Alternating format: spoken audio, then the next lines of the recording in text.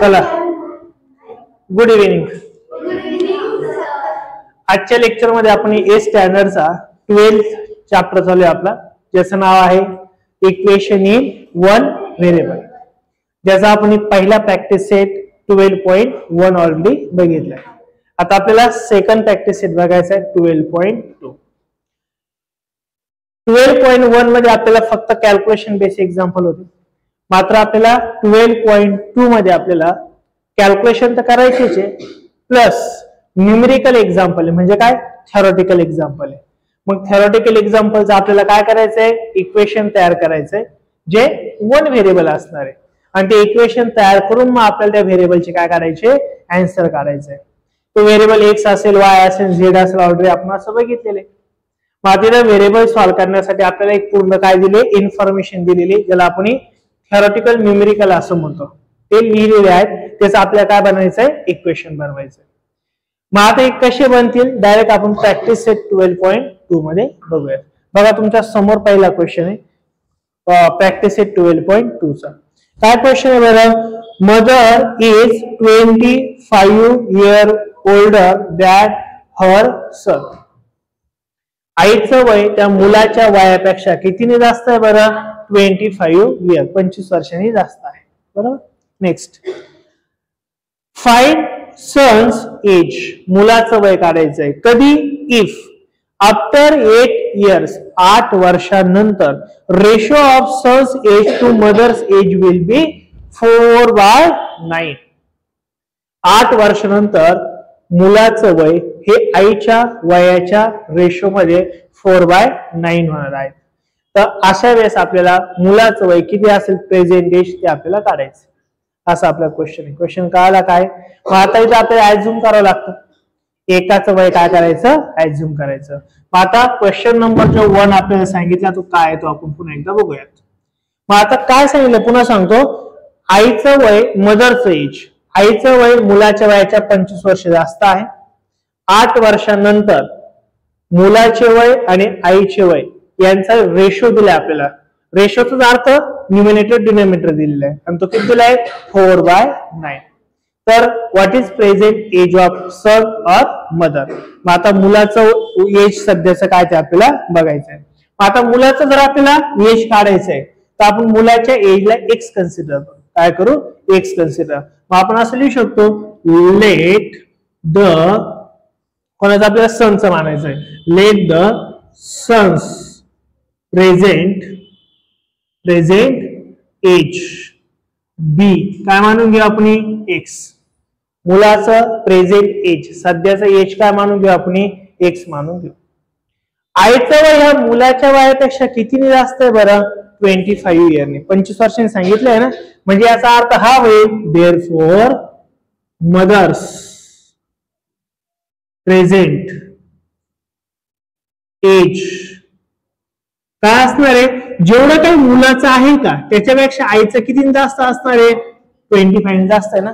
मुलाचं जर 10 असेल तर आईचं किती असणार आहे, 10 + 25 म्हणजे 35 होईल. जे असेल ते, पण आपण एक्स कन्सिडर केलंय ना.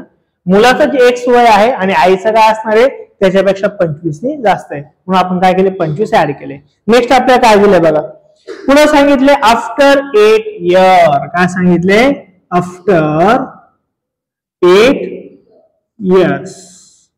काय सांगितले, आफ्टर 8 years. 8 वर्षांनंतर. काय सांगितले, 8 वर्षांनंतर. 8 वर्षांनंतर, आता मला सांगा, 8 वर्षांनंतरची माहिती दिली ना. आज जर प्रेझेंट एज मुलाचं जर एक्स आहे, तर 8 वर्षांनंतर किती असणार आहे, जे काय असेल त्याच्यात 8 वर्ष ऍड होईल ना. म्हणजेच काय नाही बरं, सनचं एज किती होणार आहे, एक्स + 8. बरोबर का नाही. सनचं एज किती होणार आहे, son's age is equal to किती असणार आहे, पहिलं एक्स होतं, आता एक्स आहे, आणि 8 वर्षानंतर किती असणार आहे बरं, एक्स + 8. आणि मला सांगा मग मदरचं पण किती असणार आहे 8 वर्षानंतर, मदर्स एज कधी, 8 वर्षानंतर. आत्ताचं किती बरं, एक्स + 25 + 8 ऍड होईल ना, 8 वर्षानंतर म्हटलंय ना. पाठीचं कॅल्क्युलेशन करू आपण. 25 + 8 किती येणार बरं, 25 प्लस 8 32 म्हणजे x प्लस किती जाणार आहे 32. आफ्टर 8 इयर 8 वर्षानंतर मुलाचं वय किती असणार आहे x प्लस 8 आणि मदरचं 8 वर्षानंतर एज किती असणार आहे x प्लस 32. इथपर्यंत काय आलं का. आता काय म्हटलंय बघा 8 वर्षानंतर दोघांचा रेशो किती सांगितलाय मुलाचा 4 तर आईचा किती सांगितलाय 9. रेशोचा अर्थ काय बघा 4/9 असा रेशो सांगितलं याचाच अर्थ काय असतो बरं 4:9 #2 म्हणा किंवा डिवाइड म्हणा दोघांचा अर्थ काय एक आहे. मग 8 वर्षानंतर ही मुलाचं वय सांगितलं हे कोणाच सांगितलंय बरं आईचं वय सांगितलंय म्हणून देअरफॉर बाय गिव्हन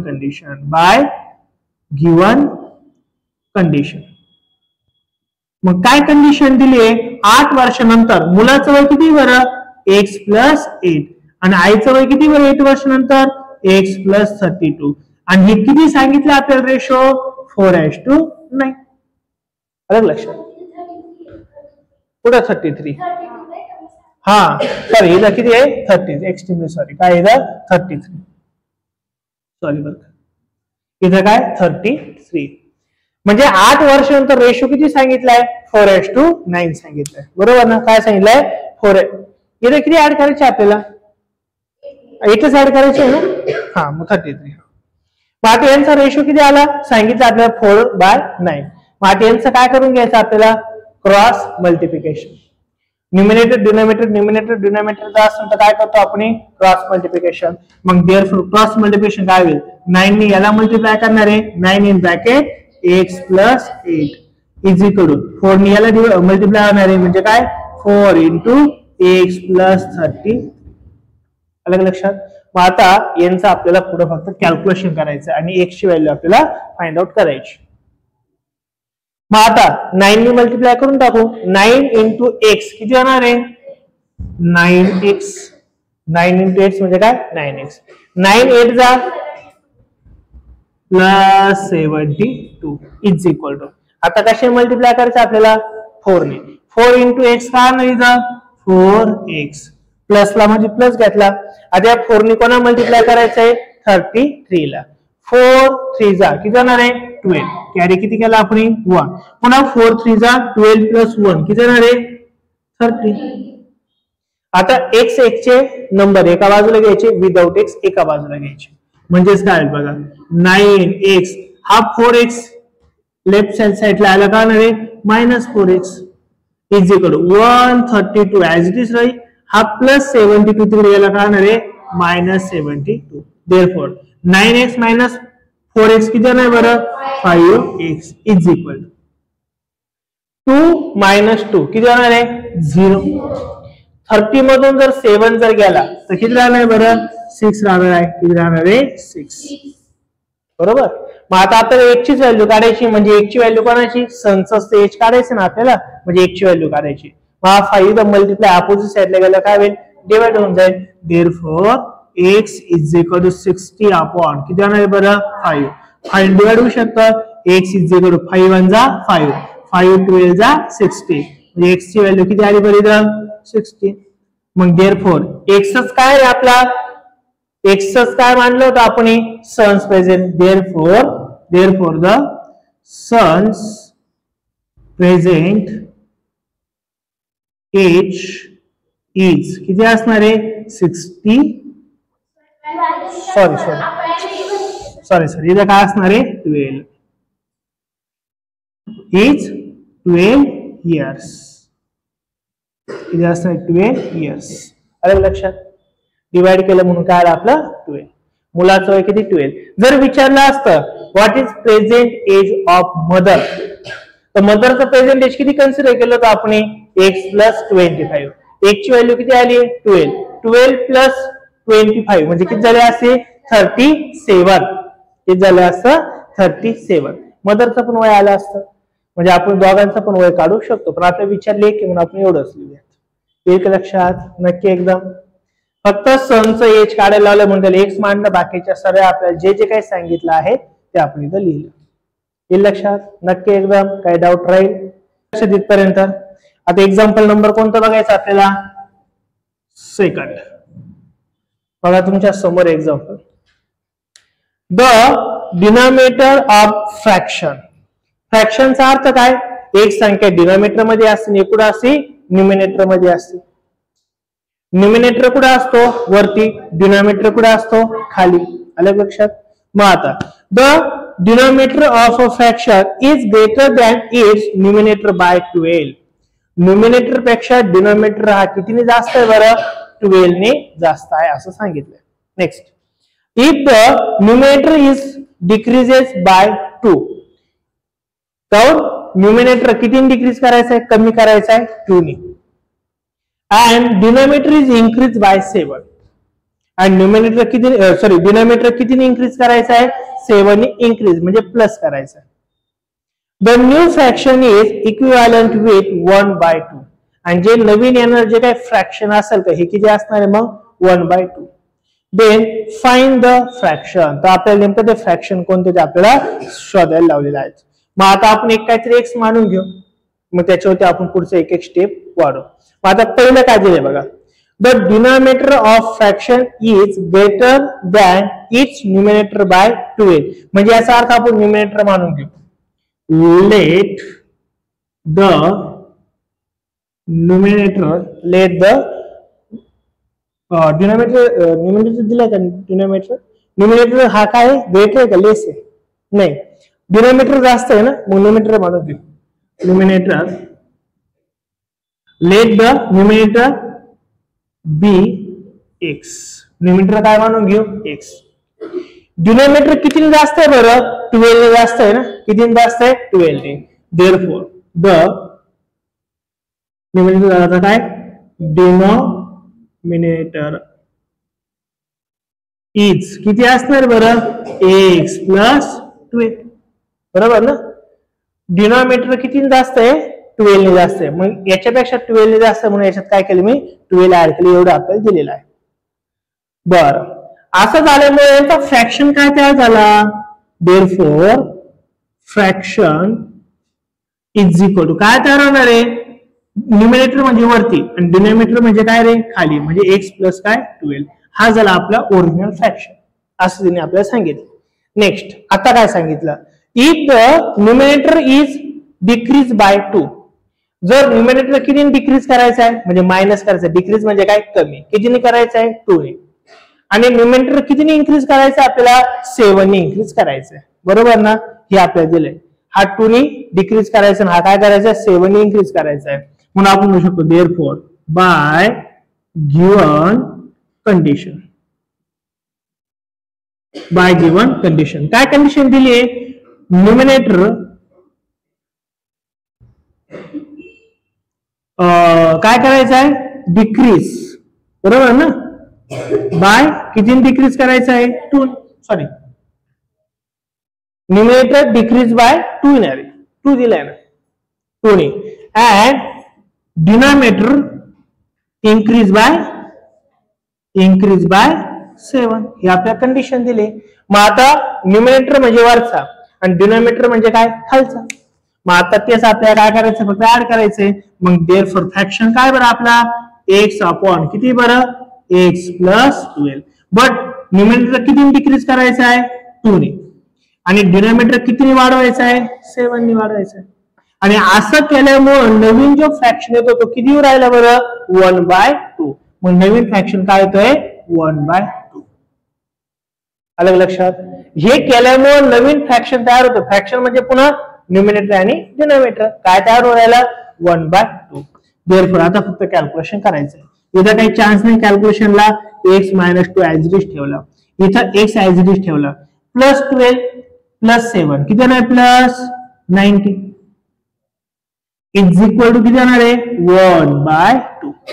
आता यांचं काय करायचं आपल्याला, क्रॉस मल्टिप्लिकेशन. काय, क्रॉस मल्टिप्लिकेशन. आता क्रॉस मल्टिप्लिकेशन काय, 2 ने याला मल्टिप्लाय करायचं आणि याने याला मल्टिप्लाय करायचं.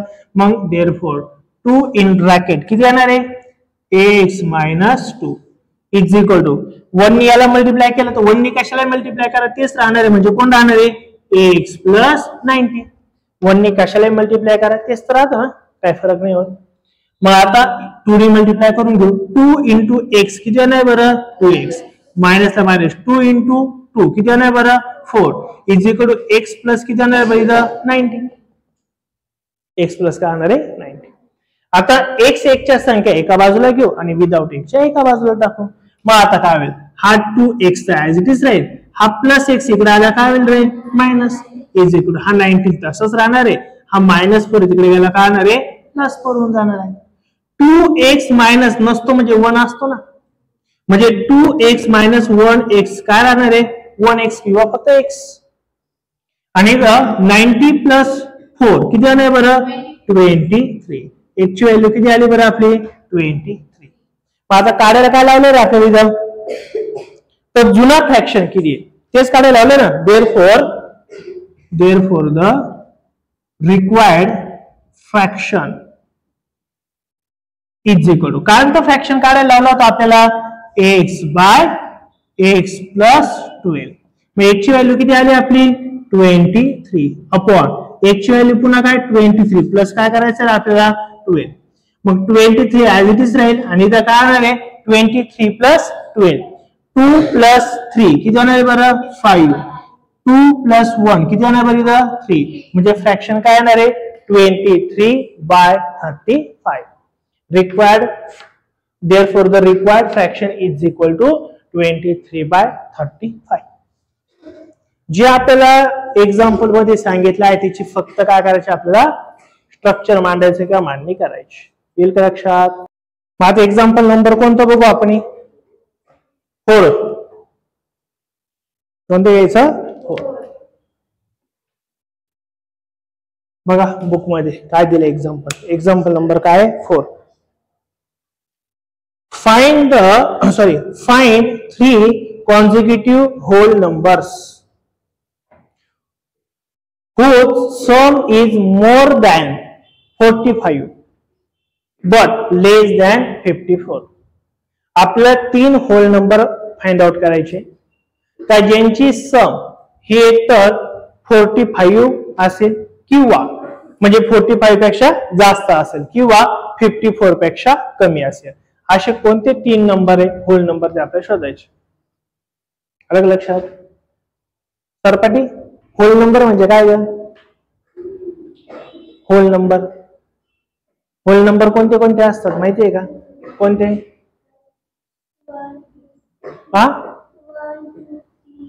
1 2 3 होल नंबर काय असतात व्हेरी गुड छान एकदम होल नंबरची स्टार्टिंग 0 पासून होत असते कुठून होती 0 1 2 3 हे काय असतात होल नंबर्स आणि तू जी सांगितली ना 1 2 3 ते नॅचरल नंबर्स. आलं लक्षात नॅचरल नंबर मध्ये 0 ऍड केल्यावरती होल नंबर तयार होतो. गुड. आता काय आपल्याला काय म्हटलंय बरं 3 कॉन्झिक्युटिव्हचा अर्थ काय बरं क्रमवार. असे 3 क्रमवार नंबर आहे का त्यांची ऍडिशन एक तर 45 पेक्षा जास्त असेल किंवा 54 पेक्षा कमी असेल असे 3 नंबर कोणते ते आपल्याला शोधायचे आहेत.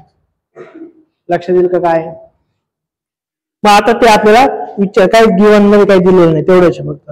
मग आता बघा काय करायचंय लेट द 3 consecutive numbers बी ते 3 कॉन्झिक्युटिव्ह नंबर माहिती नाही ना आपल्याला मग ते 3 जर कॉन्झिक्युटिव्ह नंबर माहिती नाही तर आपल्याला कन्सिडर करावं लागेल ना.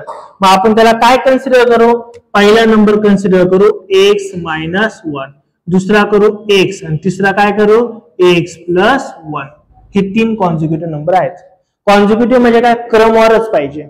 For example 3 consecutive number of whole उदाहरणार्थ काय 11 12 30 काय झाले कॉन्झिक्युटिव्ह नंबर किंवा 20 21 22 काय झाले कॉन्झिक्युटिव्ह नंबर म्हणजे क्रमवार पाहिजे. मग जर हा जर 20 जर असेल तर हा किती येणार आहे 90 आणि 1 मायनस काय हा काय येणार आहे मग झाली कॉन्झिक्युटिव्ह नंबर. पण माहिती नाही आपल्याला फक्त आपण ते x म्हणून कन्सिडर केले. येईल का लक्षात नाही पाणी पे ना बाई कधीच प्यायचं आहे मी आणू का पाणी बर. मग आता एक कॉन्झिक्युटिव्ह नंबर काय मानायचा आपल्याला x - 1 दुसरा काय मानायचा x आणि तिसरा काय मानायचा x + 1 हे 3 कॉन्झिक्युटिव्ह नंबर झाले. बर आता आपल्याला काय दिले find 3 consecutive whole number whose sum is more than 45. अच्छा, 45 पेक्षा काय पाहिजे बरं त्यांची ऍडिशन जास्त पाहिजे, बरोबर ना. आणि बट लेस दॅन काय पाहिजे बरं 54. लेस दॅन किती पाहिजे आपल्याला 54 पाहिजे. मग आता बघा यांची sum by given condition, by given condition यांची सम काय बनणार आहे x minus 1 plus x plus x plus 1. यांची सम किती ते आपण पाहू ना. सम म्हणजे काय करायची यांची ऍडिशन. मग ऍडिशन करताना ब्रॅकेटने लिहिले तरी चालतात, ब्रॅकेट काढून टाकू आपण. म्हणजेच काय होईल बरं x minus 1 plus x plus x plus 1. बर -1 प्लस 1 काय होईल बरं 0. -1 प्लस 1 काय होईल 0. x प्लस x म्हणजे किती होणार आहे बरं 3x. ही काय झाली बरं त्यांची सम झाली. 3x काय होणार त्यांची सम होणार आहे. बट आता आपल्याला काय म्हटलंय व्हेन, जर when sum of these 3 consecutive numbers, sum of the 3 consecutive number किती पाहिजे आपल्याला लेस दॅन किती पाहिजे बरं 45. जर आपण त्याला किती कन्सिडर केलं 45 जर कन्सिडर केलं तर x ची व्हॅल्यू किती निघेल ते आपण बघूयात. मग देअरफॉर यांची सम काय कन्सिडर केली आपण आता 45 असं आपण मानून घेतलं. म्हणजे याचा अर्थ हा झाला का 3x ची व्हॅल्यू किती येणार आहे बरं 45 येणार आहे. पण आपल्याला फक्त x ची व्हॅल्यू काढायची. मग हा 3 चा मल्टिप्लाय इकडे आला काय होणार आहे डिवाइड. मग x is equal to 45 by किती येणार इथं 3. 3 ने डिवाइड होईल का यस होईल ना. 15 च्या टेबल मध्ये आहे बघा 15 3 जा किती होतो 45.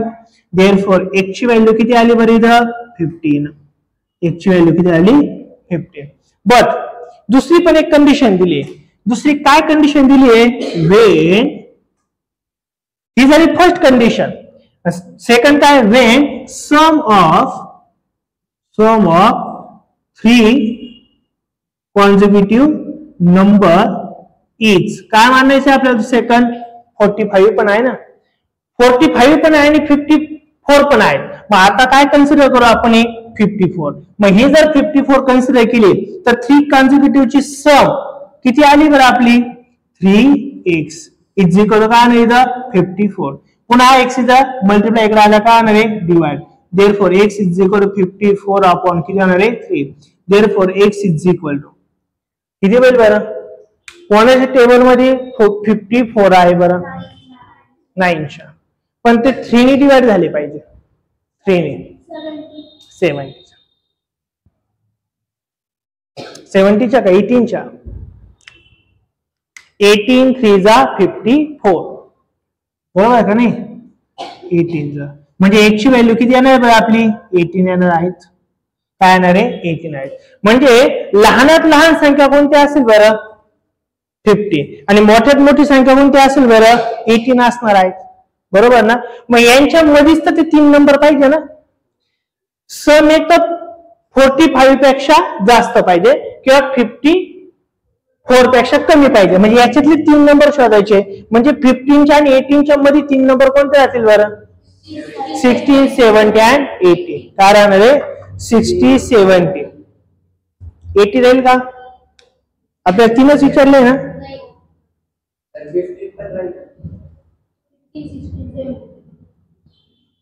नाही एक व्हॅल्यू एक तर 15 राहू शकते किंवा एक व्हॅल्यू काय राहू शकते म्हणजे मध्ये किती राहिले आता 60 आणि 70. म्हणजे याचा अर्थ ही जर 15 असेल आणि ही जर 18 असेल तर याचा अर्थ ही व्हॅल्यू एक तर काय राहू शकते किंवा काय राहू शकते 17 राहू शकते ना. दोघांपैकी कसं आहे एक व्हॅल्यू 15 एक व्हॅल्यू किती बरं 18 आहे.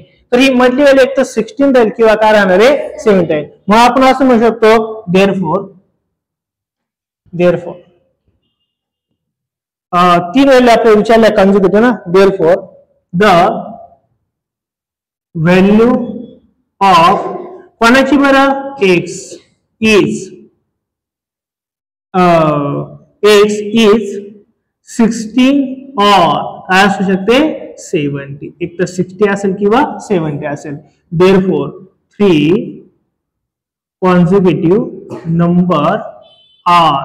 मग कोणते 3 consecutive number असणार आहे? पहिला कोणता असणार आहे 15, सेकंड कोणता असेल 16 or 17 आणि तिसरा कोणता असणार आहे बरं 18. आणि हे आपल्याला 3 काढायचे होते.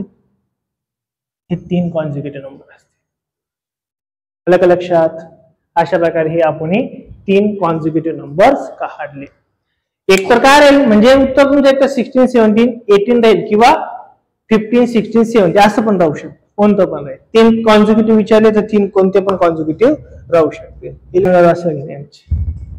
मग आता एक्झाम्पल नंबर कोणतं बघायचं आपल्याला 6 वाला. बघा तुमच्या समोर एक्झाम्पल आहे. काय दिलंय बघा, सम तिकीट्स ऑफ ₹200. काही तिकिटाची किंमत किती आहे 200 रुपये. And sum of ₹100. काही तिकीट 200 रुपयांना नाही तर काही तिकीट 100 रुपयाला पुष्पाचे. मग आता पुष्पाच्या तिकिटाबद्दल माहिती आहे. पुष्पा 2 पाहिला का नाही? पाहिला भारी आहे का?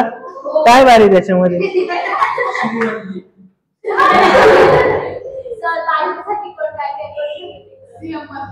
मग एवढंच आहे का? बाकी विमान विकत घेतो का? ज्यांना माहितीच नाही विमान विकत घेतो मग काय पाहत होत तुम्ही?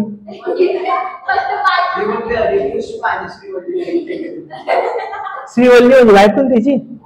आणि तो कोण आहे? अच्छा तो पुष्प. त्याला ते हे म्हणतात ना काहीतरी रायत काय म्हणतात त्याला. तिची बायको त्याला काय म्हणतात?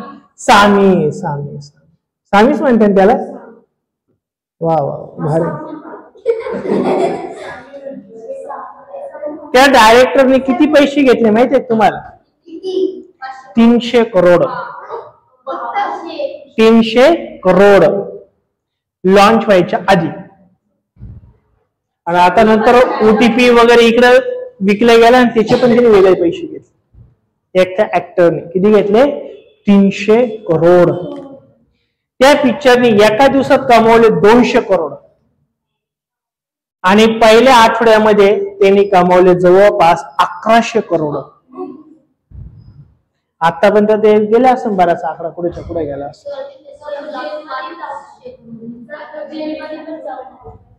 ते चालूच राहत त्याला काय. चला काय हरकत नाही. बरं पुष्पाची तिकीट किती रुपयाला गेले? 200 ला आणि 100 ला. Next of a drama in theatre will solve. एका थिएटरचे तिकीट 200 रुपयाला आणि 100 रुपयाला आहे. The number of ticket of ₹200 sold was 20 more than the number of ticket 100. 200 रुपयाची तिकीट हे 100 रुपयाच्या तिकिटापेक्षा किती जास्त विकले गेले? 20 जास्त विकले गेले. किती विकले गेले? 20 जास्त. The total amount received by theatre by sell the ticket was ₹37,000. त्या थिएटरच्या मालकाला हे सर्व तिकीट विकून किती पैसे मिळाले? 37,000 रुपीज मिळाले. Find the number of ₹100 ticket sold. तर 100 रुपयाचे तिकीट किती विकले गेले किंवा 200 रुपयाचे तिकीट किती विकले गेले असा आपला प्रश्न विचारले. इथे 100 रुपयाचे विचारले. येईल का लक्षात? मग आता काय करायचं आहे? मग 100 रुपयाच्या तिकीटला आपण काय मानून घेऊ? इथं एक्स कन्सिडर करू ना, कारण की व्हेरिएबल तर घ्यावाच लागेल आपल्याला. म्हणून लेट द किती रुपयाचे? 100 रुपये. Let the number of 100 rupees. Let the number of tickets sold by ticket sold rupees कोणते बरं? 100. बी किती सोल्ड झाले 100 रुपयाची तिकीट? एक्स. आलं लक्षात? आपल्याला तेच विचारलं ना 100 रुपयाचे किती तिकीट विकलेले आहेत. तर 100 रुपयाचे किती तिकीट विकले गेले? एक्स तिकीट विकले गेलेले आहेत. दुसरं पुढे काय दिलं आपल्याला? 200 रुपयाची तिकीट 100 रुपयापेक्षा किती जास्त विकले बरं? किती विकले? 20 ना. म्हणून आपण असं म्हणू शकतो देअरफॉर नंबर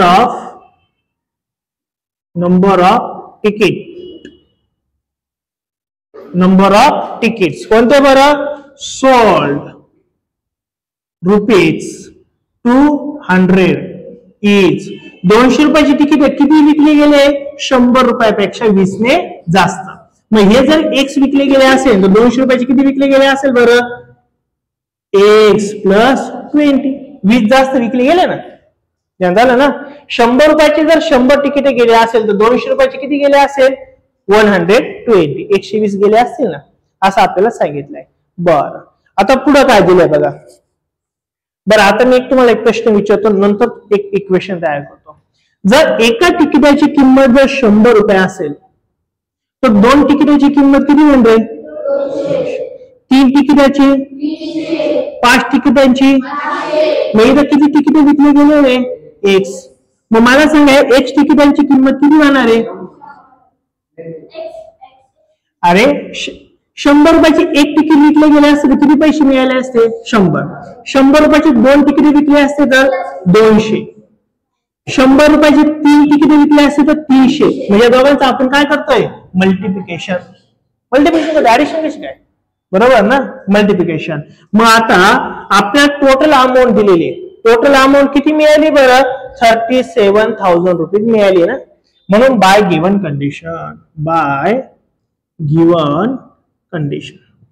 काय कंडिशन दिली? तर हे सर्व तिकीट विकून किती पैसे मिळाले बरं? 37,000. मग आता मला सांगा हे 100 रुपयाची तिकीट विकून किती पैसे मिळाले असेल? तर 100 इंटू एक्स. माहित नाही एक्स किती? 5 तिकीट विकले गेले असेल तर 5 गुणिले 100 म्हणजे 500 रुपये मिळाले असते. अलग लक्षात. बर, या 200 रुपयांचे किती तिकीट विकले गेले बरं? Into x plus 20. आणि या सर्वांचे एकूण किती पैसे मिळाले? एकूण म्हणजे काय? प्लस किती पैसे मिळाले? 37,000 रुपीज. बरोबर का नाही? म्हणून यांची काय केलं आपण? ऍडिशन. हे तिकीट प्लस हे तिकीट, सर्व तिकीट विकून किती पैसे मिळाले आपल्याला? 37,000 रुपीज मिळालेले आहेत. मग प्रश्न हा विचारलाय की x ची किंमत किती? x म्हणजे काय? 100 रुपयाची किती तिकीटे विकले गेले. मग आपल्याला फक्त काय करायचं? इथं कॅल्क्युलेशन करायचं. काय बघा, 100 इंटू एक्स काय होणार बरं?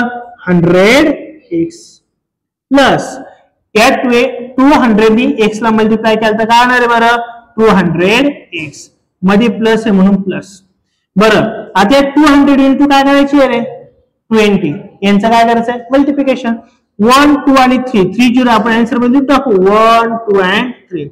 2 इंटू 2 किती होणार बरं? 4. म्हणजे 200 इंटू 20 ची मल्टिप्लिकेशन किती होणार आहे? 400. अलग लक्षात. इज इक्वल टू किती येतं? 37,000 रुपीज. बर, आता अजून काय होईल बघा. 100x प्लस 200x किती होणार आहे? 300x. देअरफॉर 300x प्लस किती येतं? 4,000 इज इक्वल टू किती बरं? 37,000. आपल्याला तर व्हॅल्यू कोणाची काढायची? एक ची. एवढं तर कन्फर्म आहे. मग हा 400 इथं प्लस आहे, अपोजिट साइडला गेला काय होईल? Minus. Therefore 300x is equal to 37,000 minus काय होईल इकडं? 400 रुपीज. 37,000 मधून 400 गेला किती राहणार आहे? 33,000. म्हणजे therefore 300x is equal to किती आले बरं? 33,000. आपल्या व्हॅल्यू फक्त एक ची काढायची. मग हा 300 इथं मल्टिप्लाय अपोजिट साइडला गेला काय होणार आहे?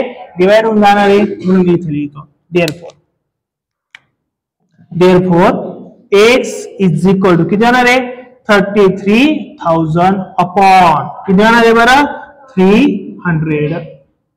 माझं काय काय करतो आपण बघूयात. मग हे 2 0 गेट कॅन्सल, हे 2 0 गेट कॅन्सल. 3 1 जा 3, 3 1 जा 3, 3 1 जा 3, 1 0 तासाच्या म्हणून 1 0 तासात ठेवला. देअरफॉर x इज इक्वल काय राहणार आहे? 110.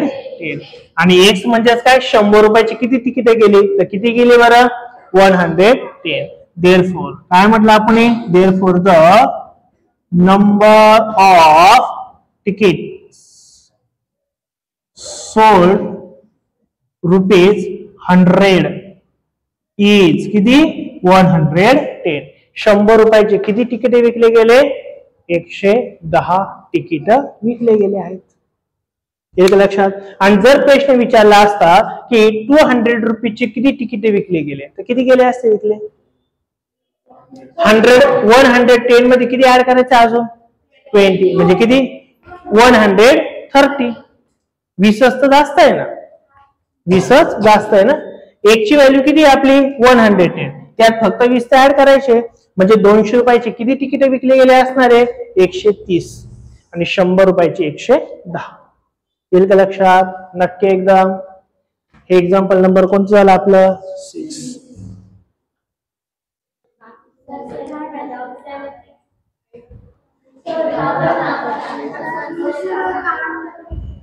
अशा प्रकारे आजचं लेक्चर इथं संपेल. जर व्हिडिओ आवडला तर नक्की लाईक करा. चॅनलला नवीन असेल तर चॅनलला सबस्क्राईब करा. Thank you so much.